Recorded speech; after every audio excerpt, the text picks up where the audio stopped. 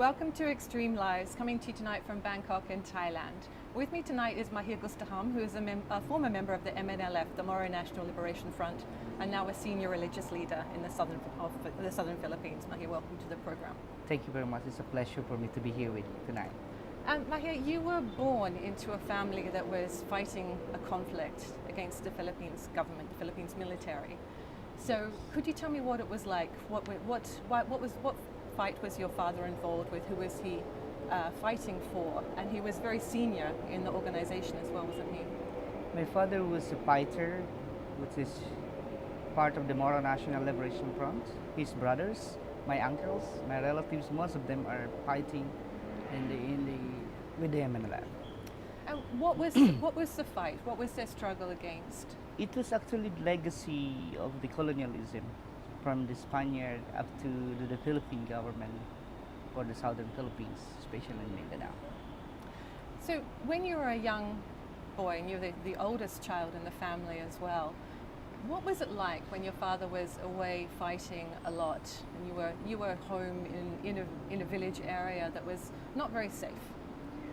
It was really very difficult because even my mom, when she told me about when she was still pregnant, there was a problem because my father cannot come when she needed him because she was in the mountain. She is away from home, and there was a martial law at the time.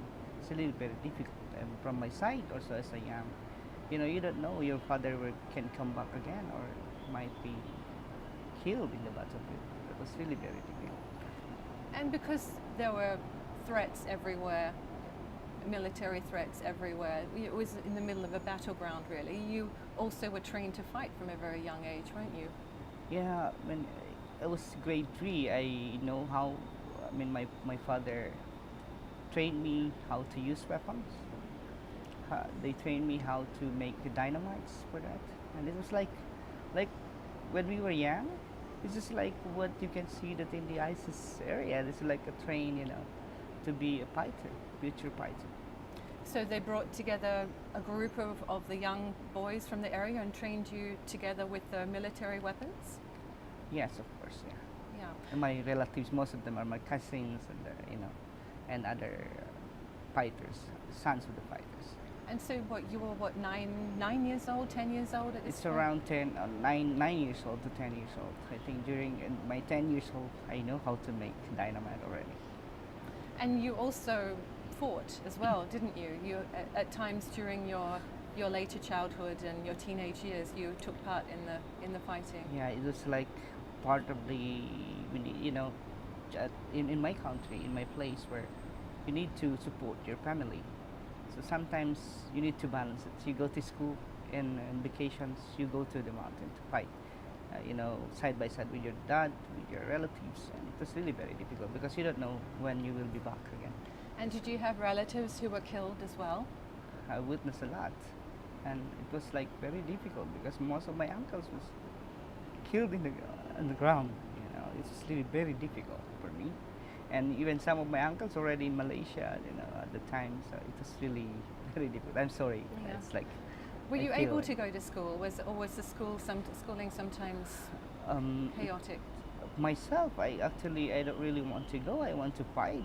I want to defend my family. I want to defend my constituents against the occupations, what we call before colonialism. But then my mother was encouraged me to go to school. How did you feel about that? Because if you had all these relatives, did you feel that you wanted to fight to revenge their? Yeah, of course. It's always, when I was young, I don't have yet knowledge a lot, and I always look for who killed my uncles, who killed my cousins, and I want to get revenge against those who killed them. So that's really part of the, it's a little very difficult. So when your mother pushed you, she didn't want this for her children, did she? She didn't want this legacy to continue. She wanted you to get a better education. Yeah, my mother's encouragement was really very difficult for me to balance because my father wants me to be the next, as because I'm the elder one, the eldest one. Then he wants me to follow after him, his footsteps. And my mother wants me to go to school for my education. Like it's really very hard to balance. So Sometimes you go to school, and during holiday you come back to your place and vote again side by side with your dad. And this went on even as you grew older and you actually went to Zamboanga City to study. Your mother encouraged you and talked your father into letting you go. Yeah, it was like a lot of discussion between my mom, because my mom encouragement was really, she fought a lot. She doesn't want me to follow what is my father is way of life of my cousins, of my families, and most of, of my relatives are being killed on the ground, and he wants me to go for education, and he fought a lot on that. But she was really brave enough against my dad. It's really, yeah. But even then you were still studying, and in your holidays you were still going back to the battlefield. I need to balance it, because the request of my mom, my request of my mom, and also my dad as part. I need to, but I don't tell my mom. It's only go for vacation, but then no, it's actually side by side go, and but you don't know you're holding weapons. And when you finished your studies in Zamboanga City, you actually went to study further, didn't you? This time with the good grace of your father. He was happy with you. Yeah, I mean, the reason why I went beyond the Zamboanga City after my graduation, my dad did not come to my graduation day, which is very difficult. I even did not talk to him for 15 days, 17 days. If I'm not mistaken, if it's still my memory is good, it was 17 days. I did not talk to my dad, because that was during, as a student, when you graduated, you want to be proud. Your father, your mother he didn't appear to my graduation day. But then after 17 days, my mom always encouraging me, talk to your dad, what you want. And then at the time, my dad wants me to go further, to study further about my Islamic studies. Not what is my fisheries background, but he wants me to go further study my Islamic jurisprudence, Sharia law. So, but then my mom, since it was like education, I said, okay, just follow your dad, and I studied abroad. And you ended up going to Sudan. Yes, And I you studied there. You studied for several years, and then Yeah, I stayed there for 7 years. First, I studied Arabic, and then of course my admission was Sharia. So I studied Sharia, and then Islamic law. Yeah? Islamic law. Yeah, it's Islamic law. I studied Islamic law, Islamic jurisprudence in that place, and it was like the MNLF is still was with me, because the senior leaders were, he's my mentor. He's Ustad Habib Zain Zali, the senior commanders of the MNLF at the time, encouraging me, with my father. We were together that I need to be, and then in my role there, he's not a fighter. I became a play in the politics, because I became the representative for the Africa and the Middle East. So explain the connection between the southern Philippines and Sudan. What was the connection? Because MNLF was a political organization that was represented at the highest levels at this stage. Yeah, I mean, if you look at back into from the very beginning of the MNLF, there was a huge recognition, because this is solely one of the recognized by the 57 states of the Muslim states. Of the OIC? Yeah, of the OIC, Organization of Islamic Cooperations, where now it's Organization of Islamic Cooperation. Before was Organization of Islamic Conference. It was a sole representative, so legitimate representative as part of it. So it means that there was huge recognition, and that's what's also at the same time OIC taking part in the peace talk between the government and the MNLF. So how did that affect you, going from the battlefield into the political field, and having a lot of access to very senior leaders as well from all over Africa, all over the Middle East? So it was really difficult, but then when you have you already have that, because I have been, when I was young, I go with my dad to his meetings. So I have been, observing how they talk to each other, how they, behave during the meetings in the senior meetings, in the MNL meetings. So I think that was part of helped me, but it was still very difficult to balance it. Did you miss the battlefield though? Did you feel like you should be going back? No, there's some. There was a case that my cousins called me. Hey, what are you doing there? You're nothing there. You need to come back. It's here. Why you go outside? you need to come back because you need to defend your families. You need to defend, not like what happened to your uncle. One of your uncles went to Malaysia, did not come back. So it was like a pressure coming from the ground, and at the same time. So finally, the pressure mounted, Yeah. and you went back to the Philippines. Yeah, I went And- back to the Philippines, and when I came back, I became the executive chairman of the Federation of Muslim Student Associations, where most what- of the youth leaders was there. But what happened when you came back and you saw what was going on the ground with the young children again being groomed for battle? The cycle is going again and again. Most of my cousins and my my age was part already in the struggle. They are all fighters. So when I look at it, I saw it. So I don't want to happen like that. And it's not like just like the way they behave is very different because there are different groups in my area. So I started change. I said, it's not that. Did you think of your own childhood and how difficult it had been? Yeah, sometimes when I go to the areas, so I mean I tell them what happened to me. If I didn't go to school, and go further study, then I might be already killed in the battle. So I tell them about it. Of course, I don't also discourage them not to join, but I if they don't agree, then I told them we need to follow the rules of engagement. At least do not target the civilians, do not make any like violations against Sharia law, among Islamic law, where civilians, women's, children should not be targeted. So I gave lecture to them on that. If you That's- are going to fight, there are rules for Yes. every battle. Yes, of course. Yeah. But of course, at the time in my young age, there was no like that. When I go, it's just like You'd learnt about the Islamic Yeah. law Yes. of war, of battle. Yes. Yeah. So you decided to leave the MNLF. Was Yeah, that a I- difficult decision? it was really very difficult because I talked to the senior commander where my advisor is. It's the Ustad Habib Zain Zali. I talked to him. I told him, now I need to go to focus on education and focusing on the youth. I should not be in the battlefield. So I said I need to take up. I need to be independent, and then he allowed me for that. So you started to work to discourage people really from joining not just Yeah. MNLF but other groups that had perhaps other non-state groups that had been increasing in the region, Yeah. and while you'd been away for 7 years, things had Yes. changed on the ground. Yeah, there was like even more radical groups that's appear. It's like born in our state. So I don't like that because I already had that experience before. So I really don't. I discourage them to join like that group because nothing will happen. You already have those in the political arena. You have the MNLF. You have the MNLF already, Moro Islamic Liberation Front. You have Moro National Liberation Front. But then there are others groups.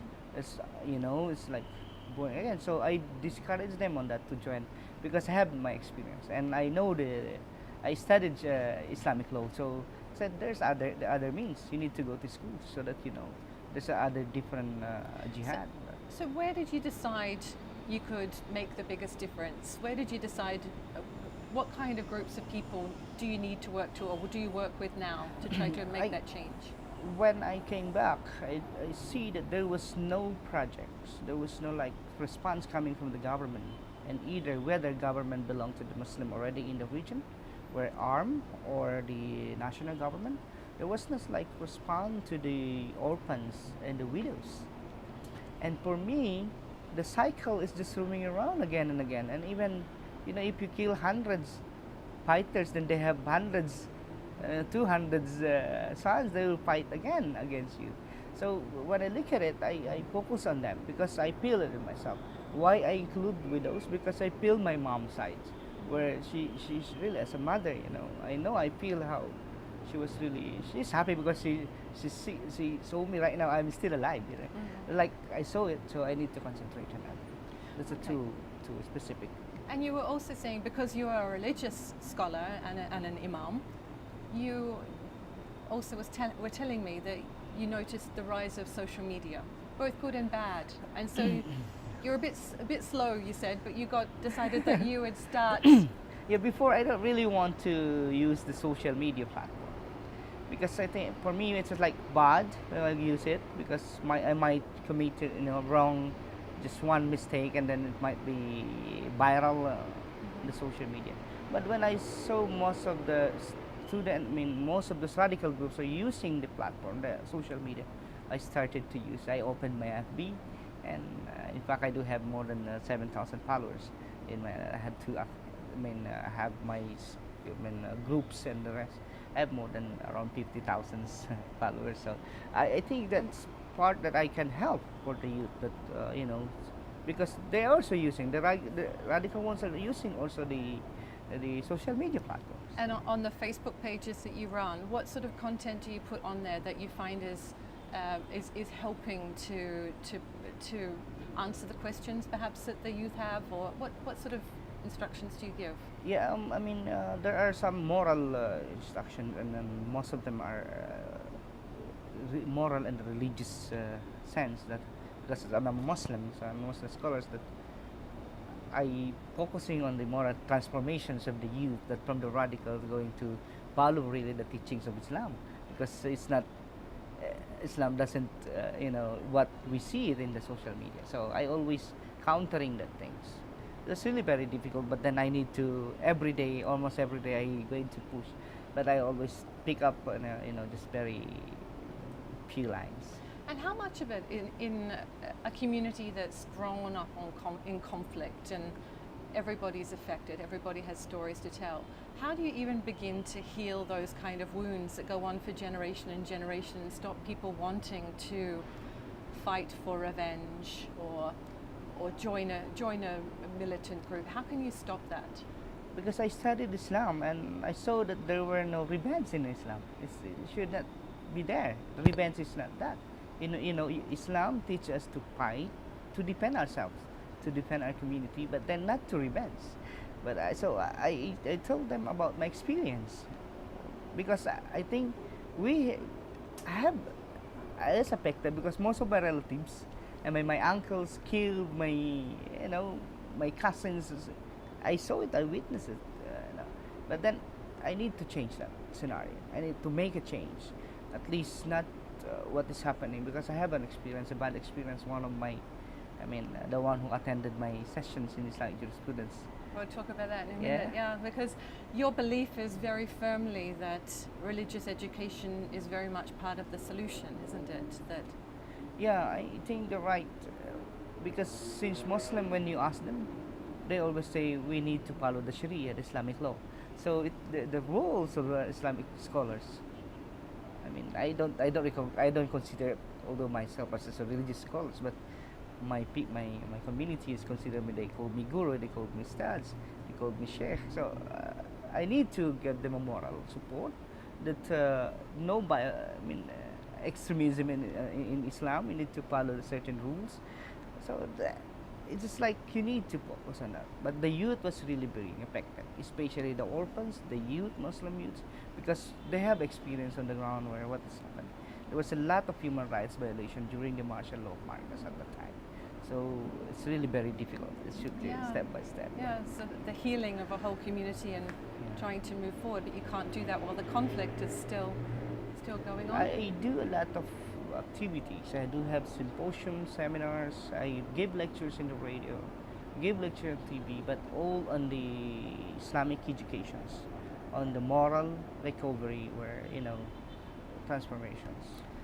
So there was one student of yours who joined your classes, didn't he? Who was similar background to you. His father was a...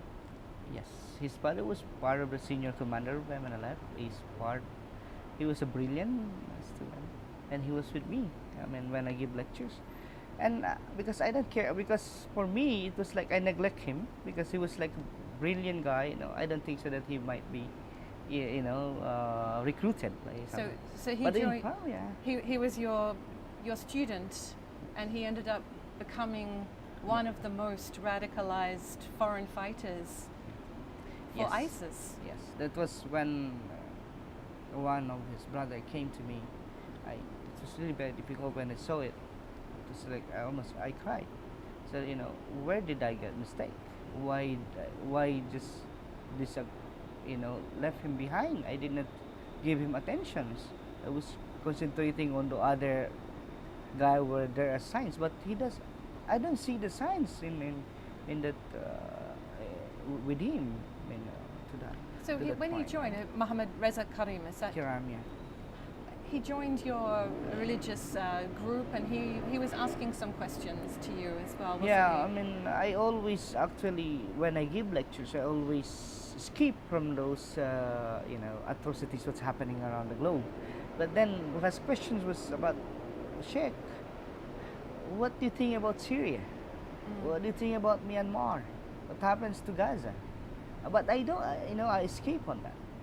But then that's the reason I think where the social media is playing, the recruiter using the social media platform. But I think because I get a feedback that from his brother he was really in the social media watching what's happening in Syria and Palestine. It was a long process, wasn't it, from when he was starting to ask those questions to his recruitment or after he got married to like convert, and then after that marriage he started to ask questions to me regarding that. But that was I think for me just like no, that's impossible. But it was like there was no indication. And what did you think when you saw that not only had he gone to fight in Syria, but he had become really one of the most infamous fighters involved in the videos of torture, decapitation? Yeah, it was like I shouldn't teach them before the rules of engagement, but I was not going to teach them before on that side. But it was really very, very hard for me, someone where also he's part of my relatives from my mother's side, and he's from the royal family, he's Kiram family, he's from the senior of the MNLF. I did not even think about it. It was really very difficult for me. Then I changed, and I even go further that because I do have that experience. So what is the lesson learned from that in terms of what have you learned in terms of somebody who works with a lot of youth who are really at risk of further of radicalization? So do you work differently now? I learned lessons from that is that do not neglect those bright people. If they are quiet, do not just say no, it's okay, it's quiet. No, because he was quiet. He was brilliant. He speaks a lot of languages, but then it's just in a minute. So it means lesson learned from that. In any time, people can change. It just in a minute. So that's why it should be. I focus on I'm teaching this the rule of war. I'm teaching the IHL, International Humanitarian Law, to follow the rules of engagement and Islamic law related to armed conflict. Now I focus on that subject. I teach it in different communities, in different Islamic movement in the country. And what were the signs of radicalization in Reza? What would you say in retrospect, or having spoken to his brothers, what did they notice? There was a change. It's like asking them to there was a recruiting. He recruited his brothers and some of the relatives. But of course, there was shock because they came to when I heard it. But it was shock when I saw the movie, the video, because that was the first time. Because I was looking for him for how many years. So where is my foreign student? And I thought he was just doing business and busy with his wives and children. But then what was opposite? So, okay. Yeah. Mahir, thank you so much for joining us tonight. Well, thank you very much. We'll be back soon with another episode of Extremelives, but for now, thank you very much for joining us, and good night from Bangkok.